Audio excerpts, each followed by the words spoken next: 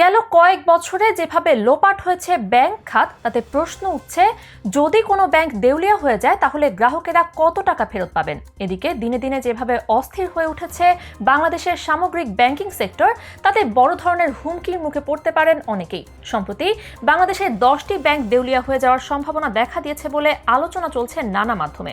এমনকি তেমন এক ইঙ্গিত পাওয়া যাচ্ছে বাংলাদেশের কেন্দ্রীয় ব্যাংক থেকেও। ফলে দেশ জুড়ে যতগুলো ব্যাংকের কার্যক্রম চলমান রয়েছে তাতে শঙ্কা তৈরি হয়েছে সাধারণ গ্রাহকদের মনে। জনমনে কৌতূহল দেখা দিয়েছে যে যদি ব্যাংক সত্যিই দেউলিয়া হয়ে যায় তাহলে কিভাবে এবং কত টাকা ফেরত পাবেন গ্রাহকরা। এসব বিষয়ে কি বলছেন বাংলাদেশ ব্যাংকের গভর্নর আহসান এইচ মনসুর।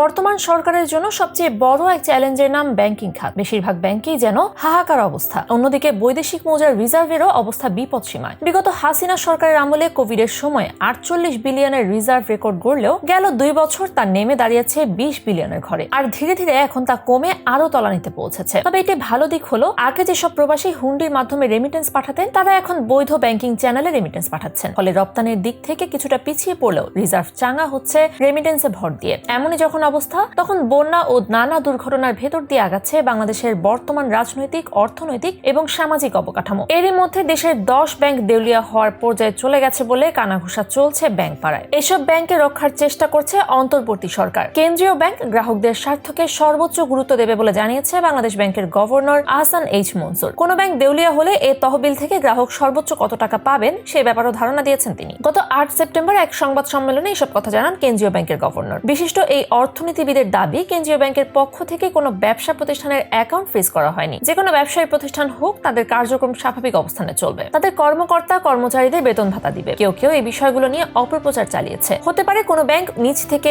অতি উৎসাহিত হয়ে করেছে। এছাড়াও তার দাবি, এখন পর্যন্ত এসালম, বেক্সিমকো সহ কোনো ব্যবসায়িক হিসাব বন্ধ করা হয়নি। এর মূল কারণ আমরা চাই সব প্রতিষ্ঠান সচল থাকুক। এছাড়া কেউ এসালমের সম্পদ কিনলে নিজ দায়িত্বে কেনার পরামর্শ দেন কেন্দ্রীয় ব্যাংকের গভর্নর। তার মতে দেশের 10টি ব্যাংক ইতোমধ্যে দুর্বল অবস্থায় আছে। গ্রাহকদের স্বার্থকে আমরা সর্বোচ্চ গুরুত্ব দেব। আমাদের চেষ্টা থাকবে দুর্বল পর্যায়ে থাকা ব্যাংকগুলো যেন ঘুরে দাঁড়াতে পারে। আমরা সেই চেষ্টা করব। ব্যাংকগুলোকে টেকনিক্যাল, অ্যাডভাইজারি ও লিকুইডিটি সুবিধা দেব। আমরা চাই না কোনো ব্যাংক বন্ধ হোক। যে কারণে কেন্দ্রীয় ব্যাংক সব ব্যাংকের পাশে দাঁড়িয়েছে। এরই মধ্যে 10টি ব্যাংকের পরিচালনা পর্ষদ ভেঙে পুনর্গঠন করা হয়েছে। এসব ব্যাংকে সব ধরনের সহায়তা দেওয়া হচ্ছে। দ্রুত ব্যাংকগুলো ঘুরে দাঁড়াবে বলেও আশাবাদী তিনি। অর্থাৎ বড় বড় ব্যবসা প্রতিষ্ঠানগুলোকে একবারে বন্ধ করে না দিয়ে তাদের আবারও ব্যবসা করার সুযোগ দেবে সরকার। এমনকি এসালম, বেক্সিমকোর মতো ঋণ খেলাপিদের মতো কোম্পানিও আছে সরকারের সুনজরে। আর এসবের কারণও একটাই, সেসব কোম্পানির কর্মচারীদের অর্থনৈতিক নিরাপত্তা এবং দেশের সামগ্রিক অর্থনীতির উপর চাপ কমানো। অন্য একটি বিষয় গভর্নর উল্লেখ করেন, আমানত বীমা তহবিল থেকে ফেরতের পরিমাণ বাড়িয়ে দ্বিগুণ করা হচ্ছে। কোন ব্যাংক দেউলিয়া হলে এ তহবিল থেকে গ্রাহক সর্বোচ্চ 2 লাখ টাকা ফেরত পাবেন। এর ফলে 94.60%